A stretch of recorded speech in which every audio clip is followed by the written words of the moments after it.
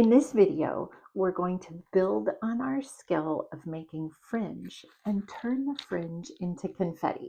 So just like with making fringe out of any kind of crepe paper, you need to be aware of the grain. So you may be able to see how there are ridges in the crepe paper that run vertically.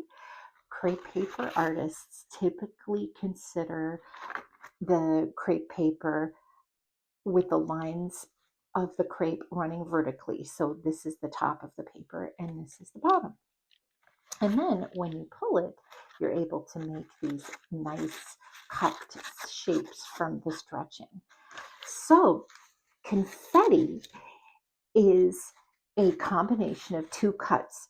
First, you cut a fringe going with the grain in this direction, and then you will cut that fringe against the grain, in effect, making little squares.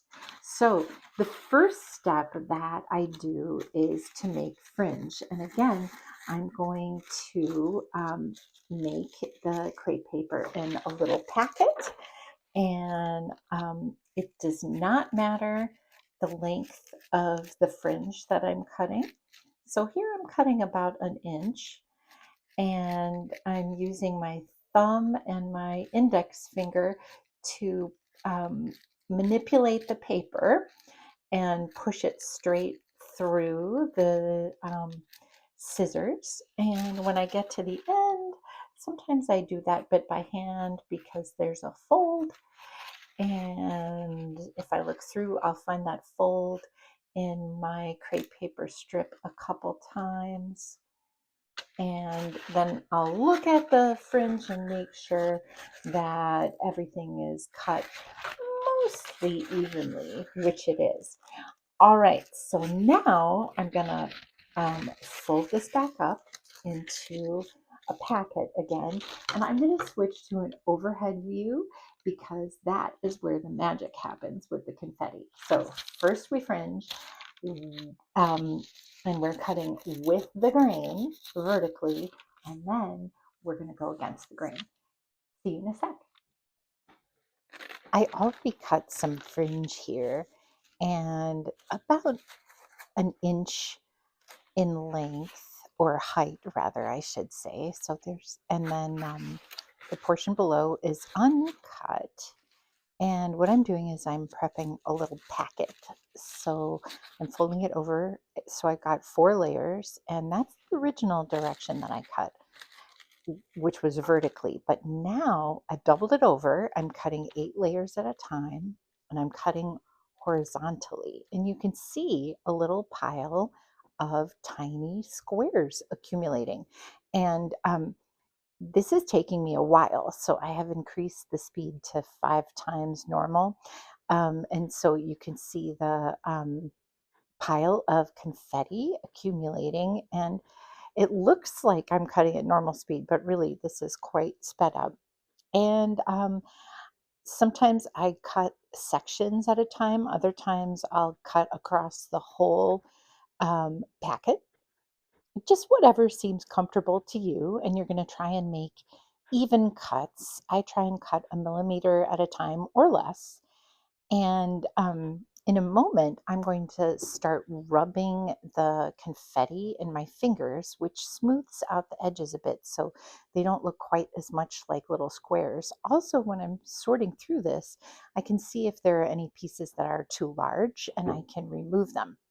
Now, here is the quick and easy way to add the confetti pollen to the stamens. So I've put out a couple lines of glue, and here I've got an Icelandic poppy center. And again, this is 5 times normal speed, but I'm going to dip the stamens in the glue, trying to make sure that each individual stamen has a tiny bit of glue at the tip. And the puddle of glue is not very deep. So I'm not in any danger of getting large glops of glue to the stamens, because I want the stamens to still be individual as opposed to large clumps. Once I've got the stamens glued up, I can dip them in the pile of pollen. And again, this is 5 times normal speed. This usually takes a while. And I really like how this looks, except I've gotten some glue and some pollen to the top of the center, which I can easily remove with a tweezers if they're not coming off with my finger. And then there are a couple little bits of the stamens that have not gotten any pollen on them. And I was having trouble reaching them with glue. So instead, I used an orange stick to put a little glue on them individually and sprinkle some pollen. And we're all set. So that's fringe and confetti pollen. I'm really happy with the centers that I just finished up. And if you are interested in seeing what they turn out like, please subscribe to my crepe paper poppy craft along. We are making poppies from start to finish. We're using a kit from a family owned store called Petals and Pearls, which has a kit for this poppy project, and it's very affordably priced. And so, if you found this video helpful, would you please click the like button and also subscribe for more? And I'm on Instagram at Kate's Velvet Acorn. Have a great day.